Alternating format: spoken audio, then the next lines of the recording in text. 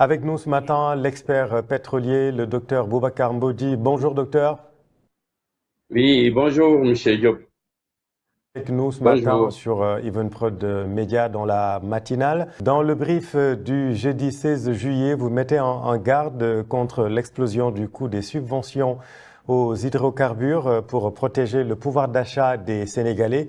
En tant qu'expert, pensez-vous que l'État sénégalais puisse maintenir ce mécanisme de stabilisation des prix à flot si le baril continue de grimper?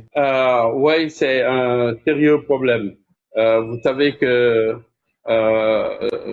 les combustibles que nous utilisons, nous les importons. Et donc, avec la situation au Moyen-Orient, le baril est passé de 60 dollars en février à aujourd'hui, ça caracole autour de 70 avec des pics à 120. Donc, le prix du baril a été quasiment doublé. Et donc, comme nous dépendons de ces importations, évidemment, Sénélec se trouve dans la situation, ses coûts de production augmentent et bon, l'État a bloqué les prix aux consommateurs. Donc, voilà, et ce qui fait que ça occasionne des pertes. Cette situation n'est pas nouvelle. On l'a connue lors de la guerre Russie-Ukraine. La même situation s'était posée également lors de la Covid, où les bateaux avaient cessé de faire le trafic. Donc voilà. Donc c'est une situation dans laquelle se trouve le Sénégal et qui montre encore une fois la fragilité de notre économie relativement à cette dépendance aux produits pétroliers que nous importons. Et donc, c'est un sérieux problème. Et Sénélec doit avoir de sérieux problèmes parce que, avec le renchérissement des coûts, évidemment, et le blocage des prix, par ailleurs, ça fait un manque à gagner de plusieurs milliards. Déjà, au mois dernier, on parlait de 110 milliards supplémentaires. Et depuis lors, ça continue depuis le mois de février. Et il est évident que si la guerre se prolonge, la facture va être très salée pour l'État. Ça, c'est évident. Ouais. Dans tous les cas, le problème des subventions a toujours été là, mais concrètement, qu'est-ce que ça implique? L'option d'un ciblage des subventions a été annoncée par le gouvernement dernièrement. Est-ce une solution techniquement et socialement viable selon vous? Oui, je crois que la Banque mondiale et les FMI ont toujours poussé le gouvernement à revoir ses subventions tarifaires. Je rappelle que entre 2021, 2022, 2023, la subvention est montée en 3 ans jusqu'à 1800 milliards de francs CFA. Donc la solution qui est envisagée, c'est un peu de cibler les subventions. Donc ces partenaires techniques et financiers que sont la Banque mondiale et les FMI estiment que on ne devrait pas pouvoir subventionner le coût de l'énergie à un fonctionnaire avec un salaire décent que de la même manière qu'on subventionnerait voilà, un paysan ou quelqu'un avec des revenus modestes. Ceci étant dit, l'autre problème que ça pose, c'est que ceux qui consomment l'énergie, que ce soit à travers donc le carburant, l'essence et le gasoil dans les véhicules, ou que ce soit l'électricité, ce sont les classes moyennes. Ce sont les classes moyennes. Donc cette solution-là, bon, même si elle est adoptée, elle va opérer que très peu. Elle va impacter la subvention que très peu. Parce que Sénélec compte à peu près 6 millions de consommateurs qui sont dans la tranche sociale, qui est très, très basse, 47 kWh, moins de 50 kWh par bimestre. Donc, ça, c'est vraiment peanuts, quoi. Et donc, le problème reste entier. Et je crois que la véritable solution viendrait de cette étreinte qui pèse sur le pays et qui est consacrée par sa dépendance aux produits extérieurs. Il y a de cela quelques années, le total des importations de la SAR et de Sénélec s'estimait à peu près à 300 milliards de francs CFA. Depuis lors, ça a augmenté parce que la consommation augmente, la population augmente, et donc il faut chercher des solutions ailleurs. Parce que la situation que nous vivons, elle n'est pas propre au Sénégal. Si vous prenez les pays de la sous-région, que ce soit le Sénégal, la Mauritanie, le Mali, la Guinée, la Gambie, nous sommes tous sous cette contrainte-là de dépendance aux produits importés. Et puisque nous ne maîtrisons pas la géopolitique du pétrole, chaque fois qu'il y a des problèmes au niveau international, ça se répercute sur les prix de revente de l'électricité. Et comme dans tous ces pays-là, c'est une politique sociale qui est menée, donc l'État se trouve devant des contraintes financières et budgétaires qui sont énormes. Et dans le contexte actuel, tout le monde voit que c'est un gros problème pour le Sénégal. Donc, il nous faut chercher des solutions beaucoup plus pérennes pour sortir nos pays en fait de cette dépendance-là et pouvoir assurer localement un minimum de production qui nous mette à l'abri un peu de cette fluctuation. Vous présentez, Dr Mboti, vous présentez le raffinage local comme l'enjeu stratégique pour sortir de la dépendance. La SAR, par exemple, traite désormais le brut de Sangomar. Pourtant, certains critiques posent cette question. Affirmer localement ou continuer à importer, raffiner localement, nous protège-t-il réellement de la volatilité des marchés internationaux, selon vous? Bon, la SAR, je ne pense pas que la SAR continue à raffiner le pétrole de Sangomar. Je sais qu'un coup d'essai a été réalisé avec 600 et quelques barils, mais je pense que à l'arrivée, d'un point de vue économique, je crois que la SAR n'est pas retombée sur ses pieds, parce que bon, la SAR est un instrument qui est très vieux. Elle a été construite dans les années 60, en 61, et juste un peu avant la CIR, la Société ivoirienne de raffinage. Et donc, les process qui sont mis en jeu à la SAR sont assez obsolètes, ce qui fait que, la SAR n'est pas tout à fait indiquée pour raffiner le pétrole de Sangomar. Ça, c'est un premier point. Mais l'objectif stratégique du Sénégal doit être relativement à la production de Sangomar, de pouvoir raffiner au moins 50 000 barils jour, c'est-à-dire la moitié de la production de Sangomar. Ça, si on arrivait disons, à avoir une nouvelle raffinerie assez moderne, qui puisse sortir des produits nobles, parce que quand vous raffinez le pétrole, il y a les produits nobles qui sont en haut. Vous avez le kérosène, vous avez le gasoil, vous avez l'essence, vous avez le naphtha, et puis en bas, il y a le fuel. Sénélec, déjà, pour l'essentiel, utilise le fuel jusqu'à présent dans ses centrales. Voilà. Mais une nouvelle raffinerie permettrait non seulement d'approvisionner le marché sous-régional, parce que comme vous le savez, il y a eu un programme de lifting de la SAR qui est passé de 1 200 000 barils par an à 1 300 000 barils ou tonnes par an. Et donc, malgré ça, la demande intérieure, elle est toujours là. Donc, cette raffinerie, si on arrivait à la construire, elle serait plus que rentable. Je rappelle que nous sommes à peu près à 70 000 barils de consommation par jour ici au Sénégal. La Mauritanie est là, elle caracole autour de 45 000 barils et le Mali est à 60 000 barils. Sans compter maintenant la Guinée, qui a aussi de grands besoins énergétiques avec le boom minier qu'on connaît aujourd'hui en Guinée. Donc, à mon avis, il faut trouver une solution régionale. Une solution régionale qui contenir la demande quotidienne de ces pays de l'Afrique de l'Ouest, ce serait une excellente chose. Et puis en plus, cette solution-là Mais concrètement, Dr Mbodi, concrètement, quel rôle alors Petrosen et la SAR doivent-ils jouer pour que la production nationale d'hydrocarbures profite directement à la baisse des factures d'électricité et de carburant des Sénégalais? Oui, mais c'est le raffinage, c'est le fait de disposer de produits qui sont raffinés ici localement, et en ce moment, le gouvernement pourrait jouer un peu sur le prix de revente. Mais moi, ce que j'ai développé surtout, c'est par rapport à la sécurité énergétique. Le fait qu'on soit soumis aux fluctuations du baril au niveau international. Hein?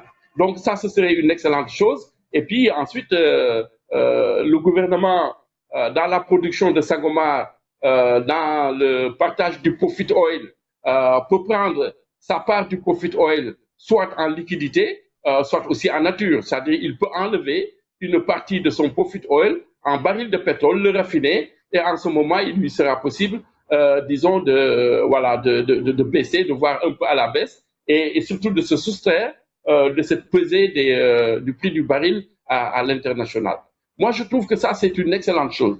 C'est avoir une raffinerie sous-régionale ici, en partage. Donc, c'est pas seulement Sénélec, c'est le gouvernement, c'est Petrosen, c'est le président de la République qui doit prendre son bâton de pèlerinage et puis aller visiter tous ces pays-là pour leur vendre l'idée d'une grande raffinerie qui pourrait même dépasser 50 000 barils jour, et le reste pourrait être importé, comme on le fait aujourd'hui avec la SAR. Le brut pourrait être importé, et qu'on ait localement ici une production qui puisse maintenir notre économie à un flot acceptable. L'autre solution maintenant, c'est le solaire.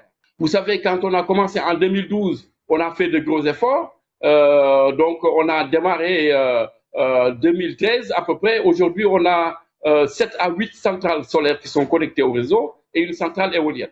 Il faut que le gouvernement continue cette politique-là de mix énergétique en développant d'autres centrales solaires à diminuer un peu, disons, la part qui est due au combustible fossile. Ça, c'est un premier point. Le deuxième point, c'est l'autoconsommation. Je crois qu'il y a une philosophie qui prévaut à Sénélec dont il faut se départir. À mon avis, le nombre d'IPP, les indépendants power producers qu'on a aujourd'hui, qui injectent dans sont au total, allez, on va dire 9-10. Et puis ensuite, il y a l'autoconsommation. Il y a le fait que jusqu'à présent, au Sénégal, on n'a pas une politique d'incitation des ménages pour se mettre au solaire. Ça, c'est quand même important. Hein? Je rappelle que des pays tels que la France, aujourd'hui, le solaire qui est installé chez le particulier et les industriels, mais il se compte à des gigawatts. Hein? Nous, au total, ici au Sénégal, la capacité totale installée est de 2 gigawatts. En France, l'autoconsommation, bon, évidemment, la France est un pays beaucoup plus peuplé, la consommation d'énergie, elle est beaucoup plus importante, mais ça donne une idée de ce que l'on pourrait faire avec l'autoconsommation. Et pour cela, il y a des solutions. Docteur, avant d'inciter les Sénégalais sur le solaire, il faut d'abord fournir aux Sénégalais une électricité de façon continue. Et aujourd'hui, on voit nettement que ça fait défaut. On a constaté quelques délestages ces derniers temps. Et puis l'actualité de la Sénélec de façon globale, c'est aussi ce mouvement syndical en interne. Les travailleurs demandent le prime, la prime, PRAB, prime sur le rendement. Qu'est-ce que vous pensez un peu de cette actualité et du secteur de façon globale? Oui, ce que l'on pourrait dire à ce niveau, c'est que bon, la Sénélec, voilà, est une entreprise un peu qui a des difficultés liées au fait que ses coûts de production sont de loin supérieurs à ce qu'il tire de la vente de l'électricité. Ça, c'est un fait. Et donc, tant que nous ne sortirons pas de cette situation, mais c'est le gouvernement qui mettra la main à la poche pour maintenir à flot la Sénélec. Ça, c'est une situation qui est là. Et comme je disais tout à l'heure, la seule façon de sortir de cette étreinte-là, c'est d'avoir des moyens de raffinage local. Et puis aussi, bon, par rapport à la prospection pétrolière et gazière, que les choses reprennent.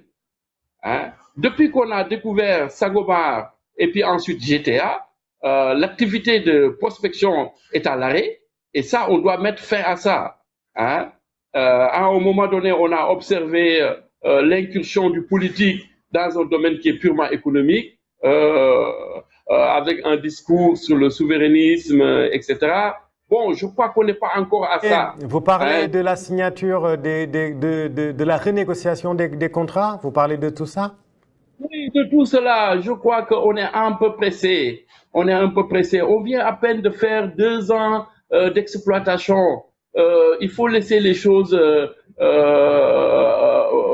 partir. Il faut laisser les choses se développer. Ensuite, nous préparer davantage en quoi faisant les activités d'extraction du gaz et du pétrole, que nous ayons aujourd'hui des ingénieurs qui sont à côté des ingénieurs, des opérateurs et qui apprennent comment tout cela se fait, ensuite se préparer financièrement. Hein. On parle de Yakar Teranga. Yakar Teranga, au bas mot, il faut allez, on va dire 5 milliards de dollars à 7,5 milliards de dollars si on prend en compte les infrastructures de traitement du gaz à terre. Donc, tout cela, dans le contexte actuel du Sénégal, c'est difficile. C'est difficile. On ne peut pas encore aller dans cette direction-là. Par contre, notre bassin sédimentaire n'a pas été exploré. Hein. Il y a à peu près 30 blocs. Et aujourd'hui, on a découvert du pétrole et du gaz dans 2 blocs. Il faut que la prospection continue. Et ça, c'est un grand challenge.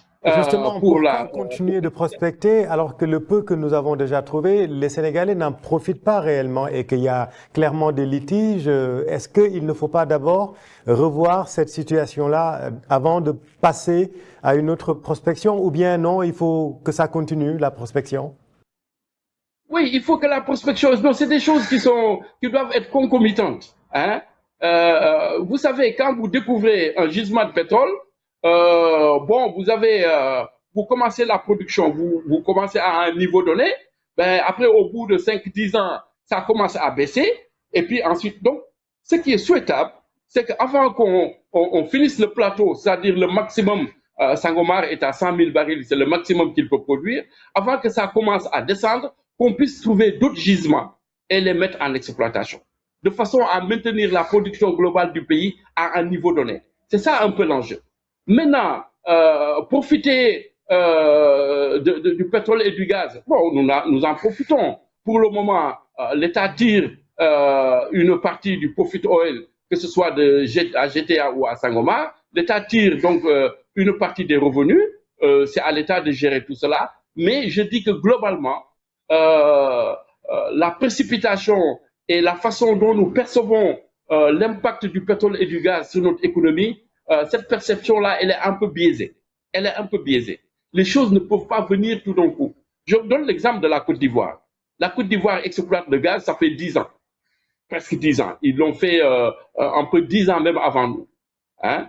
Donc, mais en Côte d'Ivoire, les choses ont été stabilisées. Il y a une compagnie pétrolière qui s'appelle Eni, une compagnie italienne, qui est sur le champ baleine, qui est à la 3e phase du champ baleine, hein, qui vient de découvrir un autre champ qui s'appelle Kalao. Et puis, il y a 3 semaines, une autre compagnie américaine du nom de Murphy Oil Company vient de découvrir aussi un autre gisement. Donc, je crois que c'est dans cette trajectoire-là qu'il faut se placer, savoir que le temps de maturation dans l'industrie pétrolière et gazière, c'est minimum 10 ans. Hein, et puis, le peu de choses que nous avons pour le moment, qu'on puisse l'exploiter à bon escient, développer le programme Gas to Power.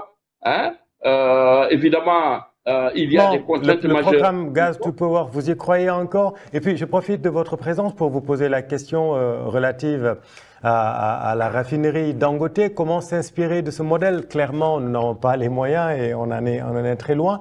Mais quand j'entends, par exemple, le patron camerounais d'Afrixim Bank, Georges Elombi, qui dit que l'empire industriel de Dangote est le rempart de l'Afrique. Qu'est-ce que cela vous inspire? Oui, d'excellentes choses. Dangote est un investisseur, un entrepreneur très inspirant, qui a pu fédérer un certain nombre d'investisseurs autour de lui et a pu construire cette raffinerie-là, qui est une raffinerie géante. Elle prend 650 000 barils jour. J'ai eu la chance d'être à l'inauguration avec l'ancien président. Et donc, c'est non seulement une raffinerie qui a une grande capacité, mais également, c'est une raffinerie c'est un complexe pétrochimique, hein, parce que il produit de l'engrais, il produit de l'éthylène, du polyéthylène, donc du propylène, autant de produits chimiques qui sont demandés sur le marché. Mais ce que Dangote a fait au Nigeria, ça n'a pas réussi d'un coup. Hein, ça fait longtemps que Dangote se bat pour doter le Nigeria, qui était déficitaire. Hein. Le Nigeria a connu la même situation que le Sénégal. C'est-à-dire que malgré qu'il y a beaucoup de pétrole au Nigeria, quand bien même le Nigeria a importé beaucoup de produits blancs. Hein, et même au côté électricité, il y a beaucoup de problèmes au Nigeria.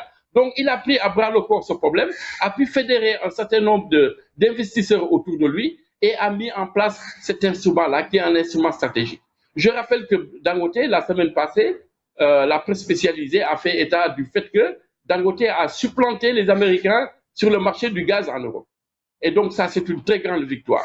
Dangote est venu aussi en Gambie, il y a 2 semaines, et a pu un peu, disons, je crois que pour 1,7 milliard de dollars destinés à des capacités de stockage et puis aussi au solaire. Donc, c'est un entrepreneur, c'est un investisseur qui pourrait être approché par notre gouvernement pour voir comment fédérer un peu les banques locales, comment fédérer les investisseurs locaux autour de Dangote ou de quelqu'un d'autre. Je donne aussi l'exemple de la BOAD qui a pu syndiquer des banques en Côte d'Ivoire il y a récemment et qui a pu lever 250 milliards une unité de production de gasoil.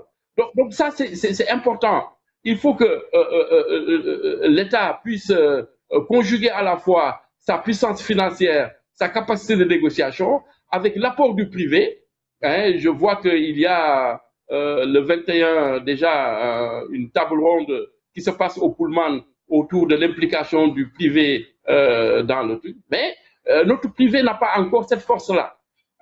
Donc, il faut de l'ingénierie financière autour de ces gros projets structurants, que ce soit le gazoduc, parce que le gazoduc, le premier tronçon, il quitte le hub de GTA jusqu'à Gandon, mais après, il faut acheminer le gaz vers Dakar, vers Mbao, vers Cap des Biches, et puis voilà, là où se trouvent les centrales de Sénélec.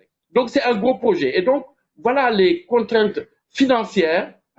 Les infrastructures énergétiques sont des infrastructures capitalistiques qui demandent beaucoup d'argent. Et donc, oui. Donc peut-être pour voilà, finir, à la lumière donc de Grand Tortue Ahmeyim, docteur Mbodj, donc je disais à la lumière de Grand Tortue Ahmeyim, ce que vous prenez, vous, c'est une résilience énergétique commune, c'est-à-dire ce sont les pays comme le Sénégal, la Mauritanie qui doivent se mettre ensemble pour une résilience énergétique. C'est ce que vous nous dites ce matin. Absolument. La prochaine crise énergétique, non, elle ne doit pas advenir sans pour autant qu'on ait trouvé cette solution locale. Comme nous avons tous des problèmes de moyens pour financer ces infrastructures, donc il nous faut avancer dans l'intégration énergétique. J'ai un ami qui dit que l'intégration politique et économique se fera quand on fera l'intégration économique. Puisque nous avons tous le même besoin, pourquoi pas ne pas se mettre ensemble et puis construire une raffinerie de taille qui puisse non seulement satisfaire le marché local dans la sous-région, mais même exporter les surplus sur le marché international. Ça, je crois que c'est une bonne piste qu'il faut. Et puis déjà, nous avons l'OMVS et l'OMVG, qui sont des exemples réussis de coopération énergétique et hydraulique. Donc, on peut, sur le même schéma, essayer de travailler dans cette direction-là.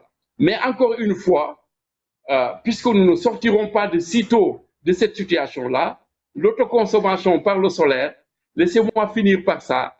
Sénélec doit avoir aujourd'hui une filiale qui s'occupe du solaire, une société, une filiale comme le fait EDF. EDF a une, voilà, les majors aussi, Total Energy, Shell et tout, ils ont des filiales solaires. Il faut que cette filiale-là puisse être mise en place, qu'elle puisse gérer un peu les IPP qu'il y a ici, mais également développer l'autoconsommation.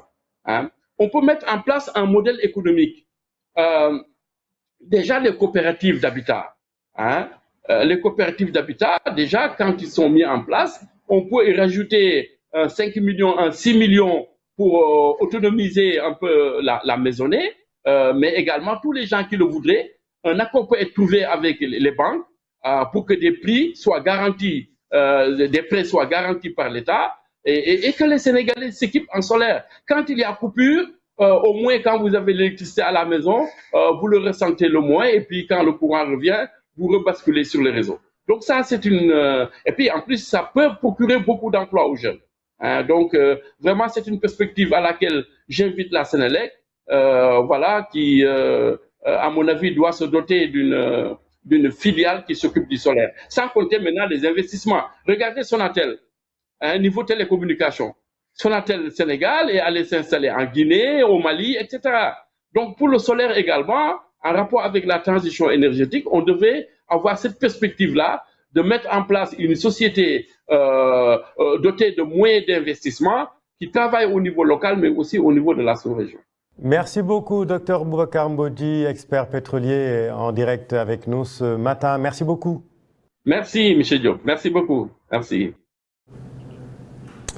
8h05 mbokk yi ñu ngi leen di nuyu te